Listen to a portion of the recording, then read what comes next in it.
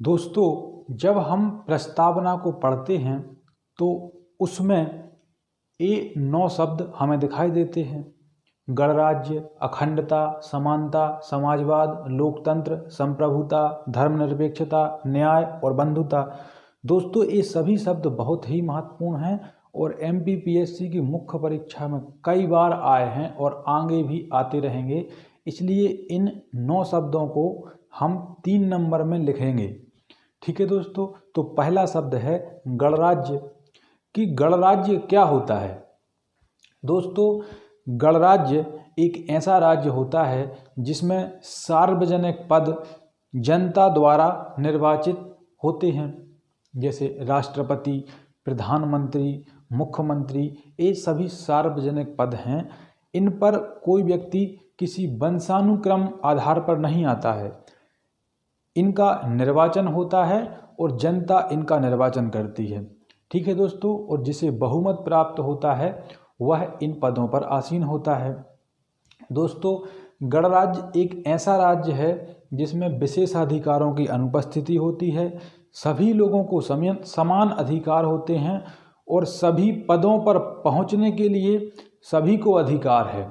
यदि आप में योग्यता है, क्षमता है, तब आप किसी भी पद पर पहुंच सकते हैं। जैसे प्रधानमंत्री का पद, तो जरूरी नहीं है कि जिनके पापा, मम्मी, नाना, नानी प्रधानमंत्री हों वही प्रधानमंत्री बने। एक चाय वाला भी प्रधानमंत्री बन सकता है। ठीक है दोस्तों, गणराज्य की सबसे महत्वपूर्ण बात यह होती है कि इसका राष्ट्राध्यक्ष निर्वाचित होता है, ना कि किसी वंश से निकलकर आता है। जैसे इंग्लैंड में लोकतंत्र है, लेकिन वहाँ राष्ट्राध्यक्ष यानी राजा एक राज परिवार से निकलकर आता है, लेकिन हमारे देश में ऐसा नहीं है। हमारे यहाँ राष्ट्रपति, प्रधानमंत्री सभी का चुनाव होता है। हालांकि राष्ट्रपति का चुनाव अप्रत्यक्ष विधि से होता है, लेकिन फिर भी हमारे देश का राष्ट्राध्यक्ष निर्वाचित होता है और किसी वंश से या किसी राज परिवार से निकलकर नहीं आता है। इसलिए हमारा देश एक गणराज्य है। अब इस प्रश्न को हम कैसे लिखेंगे?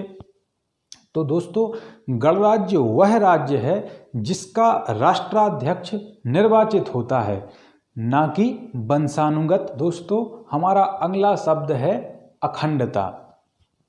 तो दोस्तों, अखंडता शब्द मूल प्रस्तावना में नहीं था। इसे 42वें संविधान संशोधन 1976 द्वारा जोड़ा गया। दोस्तों, अखंडता शब्द को जोड़ने का उद्देश्य क्या है? हमारे देश में सांप्रदायिकता का माहौल रहता है, क्षेत्रवाद रहता है, जातिवाद रहता है और भाषावाद रहता है। तो इसको जोड़ने का उद्देश्य यह है कि इन सबसे ऊपर उठकर भी देश सर्वोपरि है। देश टूटना नहीं चाहिए, देश में बिखराव की स्थिति पैदा ना हो। दोस्तों, अनुच्छेद 1 में वर्णन है कि भारत राज्यों का संघ है। भारत राज्यों के बीच किसी समझौते का परिणाम नहीं है। यह राज्यों का संघ है और किसी भी राज्य को भारत से अलग होने का अधिकार नहीं है।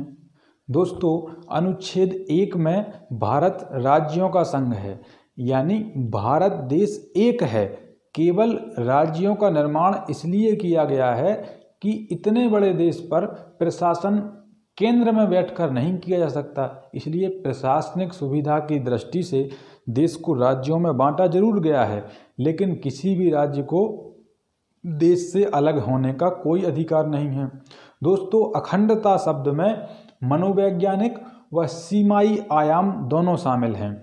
यानी सीमाओं की दृष्टि से तो भारत एक ही है ही, इसके अलावा मनोवैज्ञानिक रूप से यानी भारत में निवास करने वाले लोगों के दिमाग में या मस्तिष्क में भी एकता का भाव होना चाहिए। भारत से अलग होने का भाव नहीं होना चाहिए। ठीक है दोस्तों, तो इसको हमने समझ लिया। अब इसको लिखने का प्रयास करेंगे। तो इस प्रश्न को दोस्तों हम पॉइंट्स के आधार पर लिखेंगे। तो सबसे पहले हमारा पॉइंट्स होगा कि 42वें संविधान संशोधन 1976 द्वारा प्रस्तावना में जोड़ा गया शब्द, जिसमें दूसरा पॉइंट लिखेंगे मनोवैज्ञानिक व सीमाई आयाम शामिल हैं। राज्यों को संघ से अलग होने का अधिकार नहीं है। ये 3 पॉइंट्स लिखेंगे, इस प्रकार हमारा यह उत्तर पूरा होता है। दोस्तों, हमारा अगला शब्द है समाजवाद। तो दोस्तों, समाजवाद शब्द भी 42वें संविधान संशोधन 1976 द्वारा जोड़ा गया है। समाजवाद का अर्थ होता है कि देश के जो संसाधन हैं या उत्पादन के साधन हैं या देश की जो आय है, देश की जो संपत्ति है, उस पर सभी का नियंत्रण होना चाहिए। मुट्ठी भर लोगों का नियंत्रण देश के सभी संसाधनों पर नहीं होना चाहिए। ठीक है दोस्तों। इसके अलावा आय, संपत्ति, जीवन के स्तर में असमानता को दूर करने के लिए एक व्यापक अवधारणा ही समाजवाद है। तो दोस्तों, समाजवाद यदि प्रश्न में आएगा तो हम कैसे लिखेंगे? तो पहला पॉइंट हमारा रहेगा कि 42वें संविधान संशोधन 1976 द्वारा जोड़ा गया। उसके बाद में हम ए पॉइंट लिखेंगे, इस पॉइंट को स्किप करेंगे, इसको लिख देंगे आय, संपत्ति, जीवन के स्तर में असमानता को दूर करने की व्यापक अवधारणा। ठीक है दोस्तों, हमारा अगला शब्द है समानता। दोस्तों, समानता संविधान की प्रस्तावना में निहित एक महत्वपूर्ण आदर्श है। समानता का यहाँ एक व्यापक अर्थ लिया गया है, यानी देश की जनता में सामाजिक, राजनीतिक और आर्थिक समानता हो। दोस्तों, संविधान में दिए गए मूल अधिकारों में भी समानता का अधिकार मूल अधिकारों में शामिल है, जिसका वर्णन अनुच्छेद 14, 15, 16, 17 और 18 में किया गया है। दोस्तों, समाज को लंबी दूरी तक चलने के लिए या किसी समाज को आगे बढ़ने के लिए समानता का होना बहुत ज़रूरी होता है। बिना समानता के कोई भी समाज बहुत लंबी दूरी तक नहीं चल सकता। समानता की अनुपस्थिति या असमानता की उपस्थिति में अफ़गानिस्तान जैसे हालात आते हैं, जैसे अभी वहाँ पर तख्ता पलट हुआ, ऐसी स्थितियाँ आती हैं। इसके पहले फ्रांस में जब बहुत ज़्यादा असमानता हो गई तो वहाँ एक क्रांति हुई, उसके बाद में एक संविधान बना और फिर समानता के आदर्श पर सरकार बनी और फिर आगे बढ़े। अमेरिका में भी नस्ल भेद था, असमानता थी लोगों के बीच, श्वेत और अश्वेत नागरिकों के बीच। भारत में भी महिला और पुरुष में असमानता थी, निम्न वर्ण उच्च वर्ण में असमानता थी। ठीक है दोस्तों, तो समानता बहुत ज़रूरी है किसी समाज के लिए। असमान आधार पर हम बहुत आगे तक नहीं बढ़ सकते, मिट जाएंगे, टूट जाएंगे।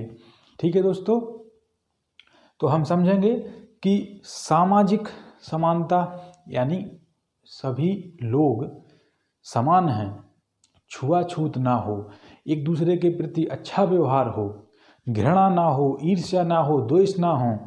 ठीक है दोस्तों, इसके अलावा राजनीतिक समानता क्या होती है?